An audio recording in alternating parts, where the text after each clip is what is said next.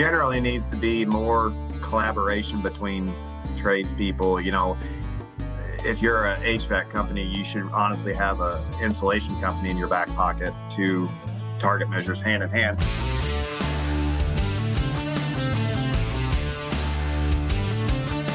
Welcome to the Fine Homebuilding Pro Talk podcast, our regular discussion with building industry professionals. This is Senior Editor Patrick McComb. I'm joined by Rob Delaney of MCS Community Services in Jacksonville, Illinois, a community action agency in West Central Illinois that administers the Illinois Home Weatherization Assistance Program in 3 counties. You can find the Fine Homebuilding Pro Talk podcast and the original Fine Homebuilding podcast at finehomebuilding.com/podcast. You can leave feedback and ask questions there too. Rob, it is a pleasure to have you on the show. You've written into the regular podcast a number of times, and you struck me as a very smart guy. So thank you for elevating the conversation here from the normal blather we do. I'll prove those intuitions wrong here pretty quickly, I'm sure.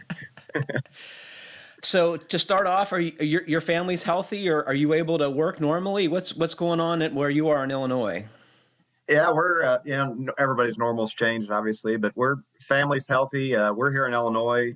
We've been a pretty proactive state in this, like it or not. They put us on lockdown pretty early. Our program shut down mid-March. We just came back June 1st, implemented a lot of new safety protocols, procedures. Did some training. Had to rethink how we were doing things, and just doing our best. I don't know that there's every time you find a solution, you find 10 more problems with that solution. So, a lot of just being mindful of all the contact areas in a house, keeping your gear clean, We should tell folks what you do, and my assumption is, and correct me if I'm wrong, that you're mostly doing energy improvements in occupied residences. Is that correct? Yeah, our agency runs, like you said, the Illinois Home Weatherization Assistance Program.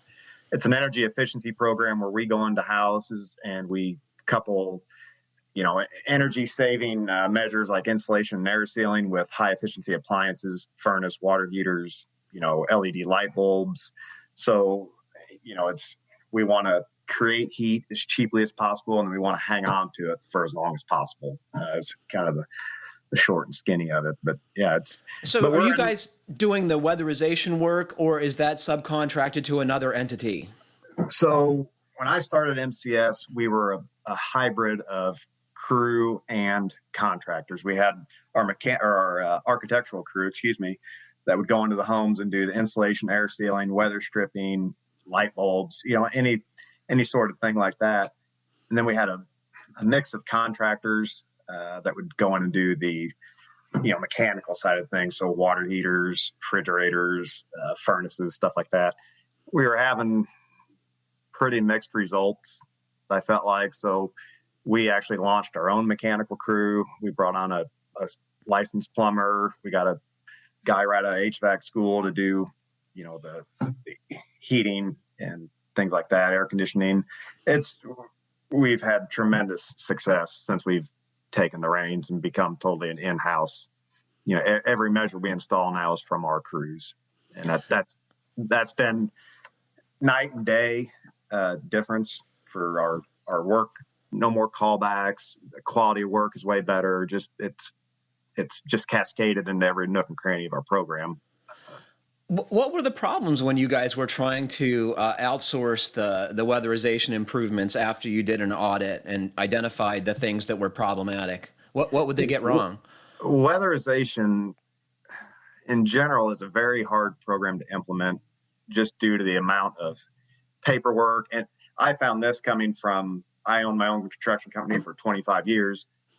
If I wanted to do something, I did it. You didn't have all the, got to call back to the agency and do this and this and this. And this is not true as a whole. It takes a lot of work to get set up in this program. So you got to fill out catalogs full of all your pricing for every measure you might install. Got to have all your insurance in line. So I don't want to say it attracts people that necessarily couldn't build a business on their own, but it does it's kind of a steady stream of work that after you do the initial part of it, you don't really have to work for. There's no. I've always said being a contractor is like being a caveman. Like you wake up, you got to go hunt your food, kill it, drag it home, cook it, and do it all again the next day. Versus, a lot of this stuff in weatherization, we just hand you jobs after you do the initial. So I don't think there's quite the drive maybe sometimes to keep performing when you're just getting fed work. But aren't the improvements tested in and out? I presume there's some entity in the state from the state of Illinois that's checking your work or auditing. Yeah, absolutely. And I'm a quality control inspector, so I was testing them, which is part of the reason we started our own crew. I was a high-end home builder for 20 years, and I knew the quality of work I was doing and our subs were doing. We had the best subs, and there were just some things that were lacking. The guys we hired were all good guys. They weren't at the level I was used to working at, and just, quality of job, just everything worked. There was nothing, just terribly wrong with it. You'd find messes in the homes or, mastic slopped around. Just, I knew we could do better. So I just, we just made it happen. That's just all there is to it. Where do the referrals come from these folks? Are these from utility companies who are trying to help folks pay their bills, or where are the people coming from, the clients? So we're a community action agency. We're funded basically through the Department of Commerce and Economic Opportunity in Illinois. They administer they administer LIHEAP, CSBG. You have to tell us what those things are. So CSBG is the Community Services Block Grant. It helps people everything from rent to, some crisis stuff to moving people in and out of homes. LIHEAP is our, I'm going to get this wrong, everything's the alphabet soup in this program, Low Income Home Energy Assistance Program. So it helps people pay their power bills. It does emergency furnace work in the winter. We run an emergency furnace program where if we're in the dead of winter and a furnace breaks down, we go put a new one in someone's home if they've qualified for this. Generally, if somebody makes it through LIHEAP, they get filtered into weatherization as a candidate. So we have no shortage of applicants or clients. This program targets, there are qualifiers and you do get points. So like we target, if you're a vet, you get graded a little better. If you're a single parent, if you're disabled, if you're elderly. So, honestly, you could be a disabled elderly vet raising a grandkid and, so it's not just for anybody that's just doesn't feel like working or, there's got to be some need for it. But it's generally, the whole program is, it's geared definitely as being an energy efficiency program. I've always said it's really a jobs program and an economic shell because it's, we're buying materials that keep manufacturers going. We're hiring crews that keep, there's so many facets to this program, and just the end result is there's also energy conservation that's keeping the clients where they have more money for groceries or have more money to, raise themselves up economically, where they're not, a lot of our housing stock is just big old homes that have, they've had multiple additions, maybe they were never built right in the first place. So they can never keep up with the heating and cooling of these homes. So this program got a lot of stimulus back in 2008 in the recession, just because it spreads out into so many parts of the economy. You're buying furnaces, water heaters, drywall, insulation, you're hiring people, you're hiring contractors, you're helping people save energy, which puts more money into the economy. It's just like a spider web that at the heart of it is energy conservation. What are the typical budgets for improvements, or is it all over the board? So we get funded by the Department of Energy, Health and Human Services, and then the state of Illinois. So we have 3 pots of money we can draw from. And I think they just raised it. We can spend $8,000 per pot, but we can only use 2 pots. And then we can also spend, we get, oh gosh, I'm going to look like a fool here. Not counting this right off my head. I think it's $1,750 per pot for health and safety.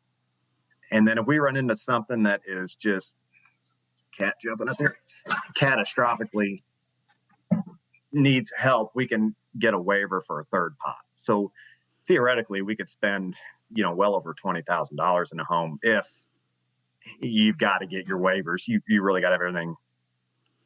Is that enough to make a significant improvement? Oh yeah, our average cost on a home is about $14,000 right now. So, generally most homes we go into, we're air sealing the attics, we're air sealing the foundations, we're putting new furnaces in, new water heaters, a lot of times new refrigerators, LED light bulbs throughout, weather stripping all the doors, frame and pane caulking all the windows, dense packing walls if need be. We want these things. We're given a target. We go in and do a blower door, and we have to hit a certain percentage of this target. So the higher the target, cats all over the place. The higher the target. So let's just say we go into a house and it's 8,000. We want to cut that at 8,000 CFM. Yeah, on the blower door. Sorry. Yeah, that's okay. So, yeah, and then if we go into one that's 1,000, you can weather strip a door and hit target. So what are you trying to get? Half or improve it and cut it in half? It depends on your initial number. So it goes from like 50%, I believe, or 60%, and then it goes down to maybe 20%, or it depends on how leaky it is to begin with. The leakier it is, the more we want to get out of it. Those little tight 1,000 square foot ranches that are only 1,000, you're not going to get. There's only so many games to be had. But we just had a house, I think that was 7,500 on the blower door, and we got it down to a little under 3. So we did really well. But we dense packed the walls in that one, and we found a ton of connections in the crawl space of the outside, and just did a lot of work. Houses with finished attic and knee wall spaces, those are always real tricky. The devil's triangle, tricky ones to get right up there. We should tell folks what you're describing is the space behind a knee wall that is neither interior nor exterior, and people don't know how to treat that, and you have to make it the outside, right? Some separation. Yeah, it's tough for sure. And those are, especially this time of year in Illinois, it's 95 degrees, 100% humidity. So that our guys, bar none, are the reason, our crews, I should say, are the reason this program is what it is. Those are horrible spaces to work in. They're tricky to get right. And it's very easy to want to just be done for the day when you're in there. And our crew has come a long way, especially our architectural crew. These guys are really hanging in there when I don't know, you're in there in Tyvek suits and full respirators, and it's God knows how hot up there. And, they're coming in under target consistently, and just, I just can't say enough about them. They're doing a terrific job. Is it hard to find those people? I've heard Jeff Tooley say that the work doesn't have to be pretty, but it has to be well executed. A little hole makes a huge difference. Oh, absolutely. It's extremely hard. When I started, we've had a crew leader here that's been here for 10 years. So we've really built everything around him. He had a guy working with him that was kind of hit or miss. So we've hired some people. Adding the mechanical crew made a huge difference. Those guys were seasoned veterans in the trade. It helped bring our other crew up. So now there's a healthy level of competition between crews. Where you can't have one really good and one really bad. That's not going to work. And then we have a mechanical crew and an architectural crew. We also have what I've dubbed the air sealing crew. Everybody's on the air sealing crew. 2 out of our 4 employees have been through the 10-week certification class we do at the U of I. So they know what building science is all about. So, we've got a pretty good practice now of, we don't even bring the insulation truck on the job until we've known we've hit the air sealing target, because it's too easy to think you did it, insulate it, run the blower door, and you're a mile away. You can't go back in there post-mortem and try to dig through all this insulation and fix holes. Mess. So, it is a standing rule. You better not insulate if you're not at target. And if you're not at target, we need to know, hey, we're just not going to get there on this one. Let's move on. How So did you get into this? It takes a weird collection of skills to be good at this work. You got to be a good administrator. You got to be a manager of people. You have to have a good rapport with clients, and you have to have I would say, a superior understanding of building science. How does one get there? I I went right into the trades, basically right out of high school. I was fortunate enough. My cousins were doing some small development of subdivisions where then we'd go in and build spec houses in them. I was Can I started ask you, out. did you get this stuff at that point in your life? I see many contractors who Oh, say they came to it later, right? I didn't get building science when I had my own business. We live in West Central Illinois, very, very rural, very little code enforcement, very, And it's cold and it's hot and humid. it's kind of the Wild West out here. Uh, I got started with my cousins, came on as just 18-year-old. I wanted to be the next Johnny Ramone and instead went into construction. uh, so I started out, carrying 2x4s, worked my way up through there. They kind of went a different direction where they got out of the development. So myself and another person started our own business. By this time we'd been working for them several years, and started building custom homes and doing remodeling. Did that for 20 some years. And I'm super proud of that business we built. It was the hardest thing I ever had to do to leave it. I was having some nerve issues in my back just from, we were owner operator. So we were setting the roof trusses and sheeting the roofs and, just, we did it all because we wanted control of our name and our product from the footings to finish work. And, that it's like you've said about framing, it's a race to the bottom. The more you do, the faster you're going to wear out. So, I hit that wall, a little earlier than most, but I ended up needing, I had a pinched nerve in my back that needed spinal fusion to correct. So, here I was, 41 years old and, no college education and a bad back. That's a pretty scary place to look at. Well, now what do I do? So, I had to sell my business, get back surgery, and find a new job in the course of about 6 months. You must have been terrified. Well, I should have been. I think, anybody that's ever owned their own business, for as long as we did, sometimes you just were successful because you're too dumb to know when to quit. And, I think that's the case with most small business owners. I was too busy to be scared at that point. They're just, your life got dumped out in a 5-gallon bucket and you had to get it back in there in any possible way. So I was lucky enough, a buddy of mine or two of my real good friends had lost their commercial construction jobs back in the Great Recession. And, Weatherization got flooded with money, and they like MCS went from doing 30 homes a year. They were doing, close to 200. They ramped up to unbelievable levels. Two of my buddies that lost their jobs in commercial construction got on there. One of them who started out on the crew, in crawl spaces, now runs the entire program for the state of Illinois. So it does speak to the more you know about homes, the faster you can get somewhere in this program. Mm-hmm. But the other one stayed on MCS as the assessor. And he recently moved on a couple of years ago now, right at 2 years. And that was kind of at the time where I was just had got my back surgery done, slid right into that job. And it's really the same thing as being a general contractor. I'm going out, looking at jobs, figuring out what they need, calling for measures, lining up the crews, lining up the material, inspecting the work, keeping them on schedule, just without standing walls and slinging sheeting around on a 12-12 all day or, framing hips. And Is it easier running this kind of, I don't want to call it a business because you guys are a not-for-profit, but is it easier or more difficult than having a custom home business? It's easier in the sense that it's a real job, and that I start my day at 6:30 and I get done at 3, versus when I own my company, your work day never ends. Right. And if it does end, you should still be doing something. Sure. So,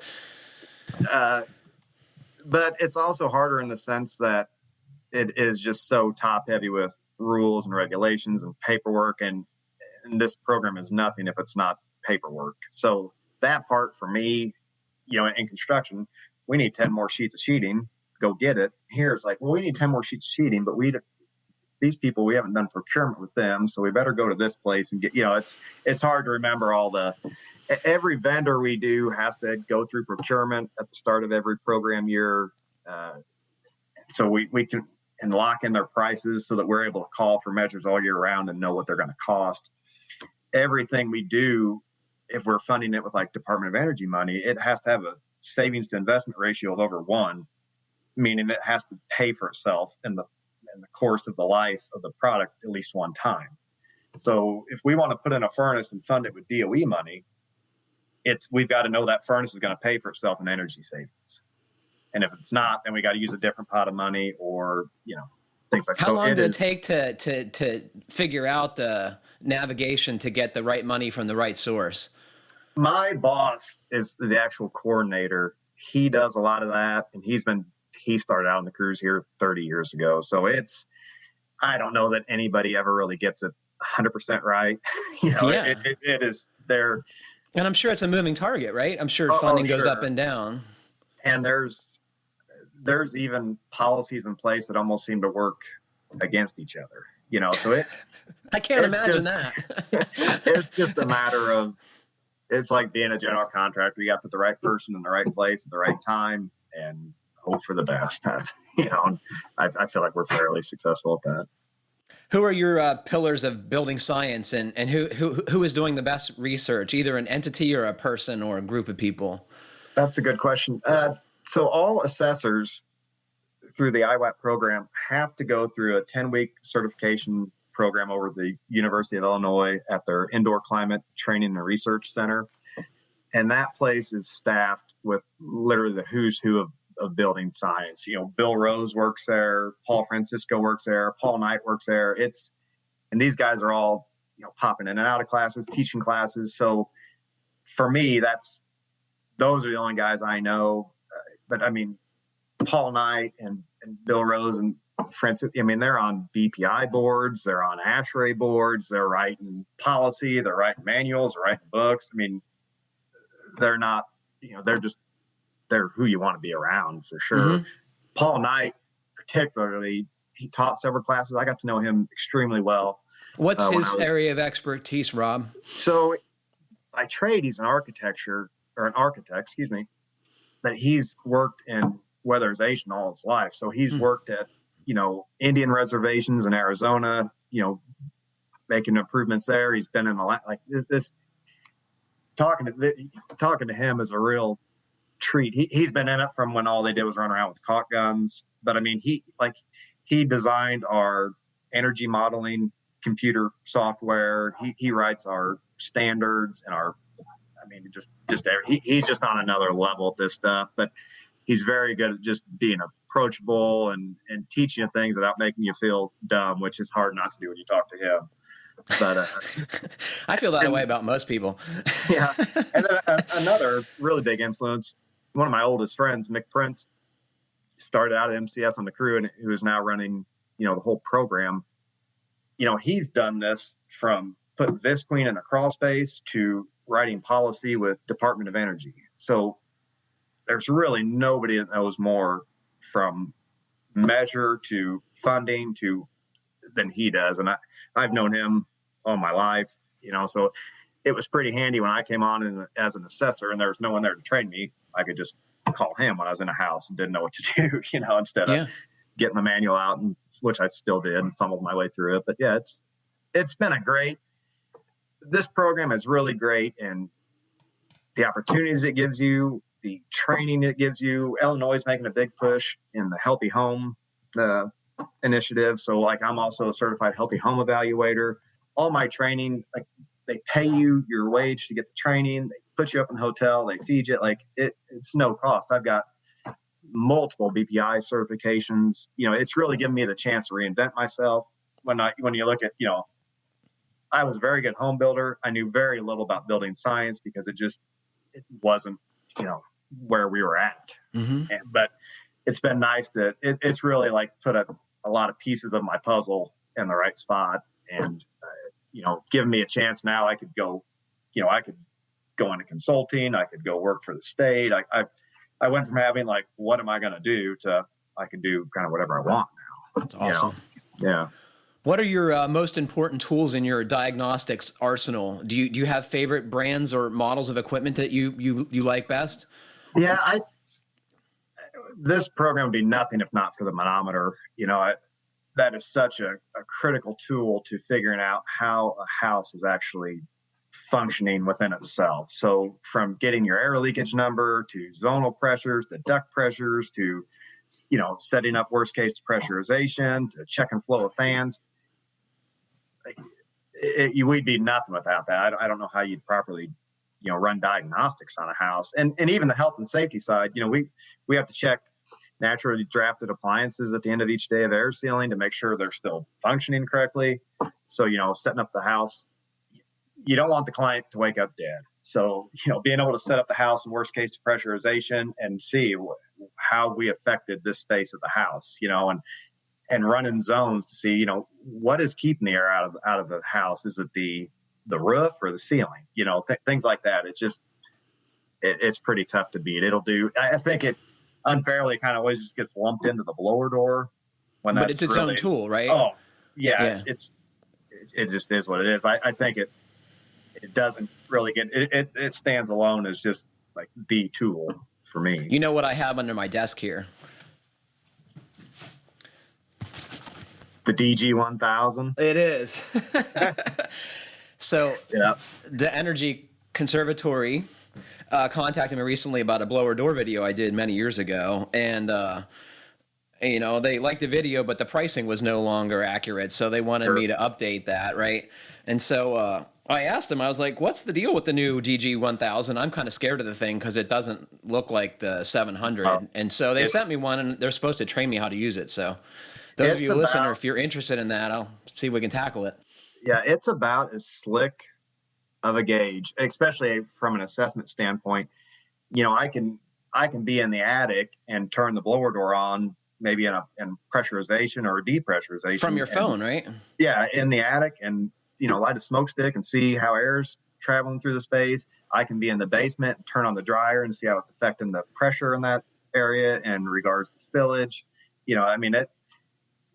It's pretty tough to beat. I've not used the RetroTech stuff. I'm sure it's equally fantastic, but that's just what I came up on. And I'm pretty, it's like Milwaukee tools in the trades. You're born and bred. That's all we use. We use what we get used to, right? That's just what you do. Yeah. You've written to the regular podcast about the dubious advice we give on occasion, and most recently you emailed regarding a recommendation to seal basement bypasses, and you reminded us that if you do that, oftentimes you can make pipes freeze in the winter, right? Because that cavity is no longer being warmed by inside air. What else do you think we're breezy about on the podcast with regard to our building science advice? That's funny. So first of all, Fine Homebuilding in this old house, I've always felt that you two guys are like the standard bearers of how stuff should be done correctly. In this current age of HGTV, where I can't say a nice word how I want to describe these people. It's drama, right? It's not building, it's drama. I can tell you this, I've never demoed a kitchen, and I've demoed hundreds of kitchens where I just walk in and start smashing cabinets with a sledgehammer. These guys run around these houses making 10 times more work for themselves. Excuse me. And it's become like, I always hated it when we deal with a client and they'd say, well, I saw this on HGTV. And I thought, oh boy, here we go. HGTV was a 4-letter word for us because you can see their work on the TV, and my wife kind of refused to watch it with me anymore because it's like, look at the gap. She gets impatient with your critique, right? Yeah, well, it's hard not to, but you guys have such a depth of knowledge from products to climate zones to style of housing, and just flashing details, wall details, foundation details. I've got a lot of knowledge that was generally never really accessible to me when I ran my own business. So, this is a pretty good place for the person that's not going to go spend 10 weeks over at a climate training center to sharpen their skills, for sure. Do you think we're missing the mark though in the advice we give people? Like what should we be more careful about telling folk who write in? Well, first of all, if you guys didn't once in a while give breezy advice, you wouldn't get guys like me on here that get to call themselves pros. So I'm glad you missed the mark once in a while. It gives me somewhere to stand. No, your advice and the advice you guys give, it always blows me away in regards to, like, you're talking about what these tapes are made up of and sealants and caulks. And I was like, I certainly don't know all that stuff. And I don't know how you guys keep it straight. So I definitely wouldn't shortchange yourselves in the advice you give. It's such a great place to go to. I use it all the time. Like one I can think of, and directly, was a moisture retaining cladding like brick. So I never knew some of the stuff about moisture driving through brick. And then we had one of our crew members come in and was talking about his son-in-law's house that, he was checking it for insulation, and this house had a 6-inch brick, studs, and drywall. He's like, and it was also connected to the attic. He's like, well, should we just foam those cavities off in the attic? I'm like, well, you got that sun's driving that moisture into the cavity, and maybe the only reason it's not moldy now is because it's going up in the attic. Yeah. So if I hadn't heard that on your podcast, I'd been like, oh yeah, just seal it up. Let's, rock and roll, get that air out of there. And, so it helps everybody. And the bottom line is, if you're going to work on your house, you've got to be educated, and it's a great source for that. What should contractors who are trying to improve the performance of people's homes be most aware of? What stuff are they missing, and where can they fill in the blanks? I feel generally everybody is still working in a silo. If you're selling insulation, you want to sell insulation. So, you've got to remember, and this is no one's fault. People just don't know this stuff. Anything you do in one part of the house is going to have an effect somewhere else. It just has to. So, if you're selling insulation and you aren't too worried about the unvented fans that are just dumping into the attic. So, you sold them on an R49 or R60 package, and now that attic's going to stay a lot colder. Meanwhile, the fans are still dumping up into this attic that is now, used to function because it was getting heated from the house. And so now your sheeting is going to start rotting and condensating. And you think you've helped these people by insulating their house, but you've given their roof a death sentence. So everything, you very rarely should just call one person to do one thing, because that one thing is going to affect somebody else's one thing.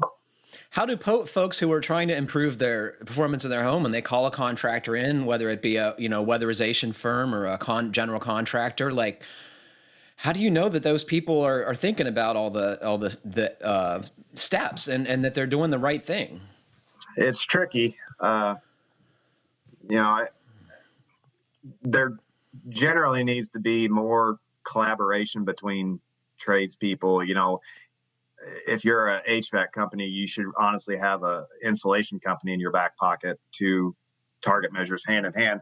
If you're just going into the home and I don't want to say be suspect of it, but you can't really take advice from people that are standing to profit off of it. And that's not saying they're intentionally giving you bad advice, but they're there to make money. And, if they're just there to sell you a furnace, maybe you could add 10 inches of insulation, do some air sealing, and instead of needing a 70,000 BTU furnace, now you only need a 50, So yeah, you might be putting in a furnace and going from an 80 to a 95% furnace, but if it's all ending up in your attic, you're not going to really see those gains. So there's a lot of snake oil out there. I think windows in general, we very rarely replace windows just due to the cost of the window and the cost of the labor.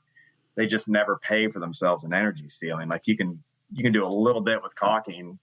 Any piece of glass in there is better than nothing at all. And it than takes a hole. Yeah. it takes a lot of window to just a window almost has to be missing for us to replace it, because we have to run SIR calculations on it and make sure it's worth the investment of that. We tell people to use interior storms if they have bad windows. Is that a viable option? Yeah, I mean, anything that's going to stop leaks. Trying to stop the transfer of BTUs. You're trying to stop the conditioned air to get, and you don't always need a whole house full of windows to do that. Sometimes you need a tube of caulk. There's a perceived comfort and energy loss are not always the same thing. So sitting by a window and you feel cold because it's you're R1. Yeah. So Wow, man. Thank you so much, Rob. Yeah, thank you. It's my pleasure. Well, unfortunately, that's all the time we have for today. Thank you, Rob, for joining us, and thanks to all of you for listening. Please remember to send us your comments, questions, and suggestions to fhbpodcast@taunton.com. And please like, comment, or review us however you're listening. It helps other folks find our podcast. Stay safe, everybody. Thanks for listening, and happy building.